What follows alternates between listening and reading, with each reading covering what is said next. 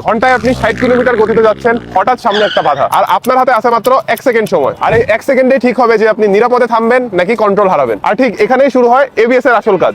অনেকেই মনে করে এবিএস মানে শুধু দ্রুত ব্রেক করা, কিন্তু আসলে এবিএস এর মূল কাজ চাকা লক না হতে দেওয়া। আর যখন ব্রেকিং এর সময় চাকা লক হবে না, তখন কিন্তু বাইক কন্ট্রোল করা আপনার জন্য খুবই সহজ হয়ে যাবে। আর এই এবিএস এর কারণে কিন্তু দুর্ঘটনা এড়ানো সম্ভব। তাহলে চলেন এবার বাস্তব রাস্তায় পরীক্ষা করি। প্রথমে একটি শুকনো রাস্তা, আমি নির্দিষ্ট গতিতে বাইক চালিয়ে ইমার্জেন্সি ব্রেক করব। খেয়াল করুন, বাইক দ্রুত গতি কমাচ্ছে কিন্তু সামনের চাকা লক করছে না। এবার একই পরীক্ষা ভেজা রাস্তায়। এই ধরনের রাস্তায় গ্রিপ কম থাকে, তাই প্যানিক ব্রেকিং অনেক বেশি ঝুঁকিপূর্ণ, কিন্তু এবিএস মুহূর্তে ব্রেক প্রেসার নিয়ন্ত্রণ করে রাইডারকে স্টেবিলিটি ধরে রাখতে সাহায্য করে। অনেক দুর্ঘটনা কিন্তু স্পিডের কারণে হয় না, হয় প্যানিকের কারণে। কারণ বিপদের মুহূর্তে আমরা প্যানিকে ব্রেক লিভার পুরোটাই চেপে ধরি, আর সেই সময় এবিএস আপনার থেকে দ্রুত সিদ্ধান্ত নেয়। এবিএস অর্থাৎ এন্টি লক ব্রেকিং সিস্টেম সেকেন্ডে আপনার বহুবার ব্রেক প্রেসার কন্ট্রোল করে। ফলে আপনি শুধু থামেন না, থামার সময়ও বাইকের উপর নিয়ন্ত্রণ ধরে রাখতে পারেন। এবিএস হয়তো পুরোপুরি দুর্ঘটনা থামাতে পারে না, কিন্তু দুর্ঘটনার অনেক সম্ভাবনা কমিয়ে ফেলে। পাওয়ার কিন্তু আপনাকে দ্রুত এগিয়ে নেয় এবং কন্ট্রোল আপনাকে গন্তব্যে পৌঁছাইতে সাহায্য করে। একটা ভালো ব্রেকিং সিস্টেম কিন্তু শুধু একটা ফিচার না, এটা আপনার কনফিডেন্সের অংশ। কারণ রাস্তার সামনে কি আছে সেটা কিন্তু আগে থেকে জানা থাকে না। এই জন্য আপনাদেরকে বলি,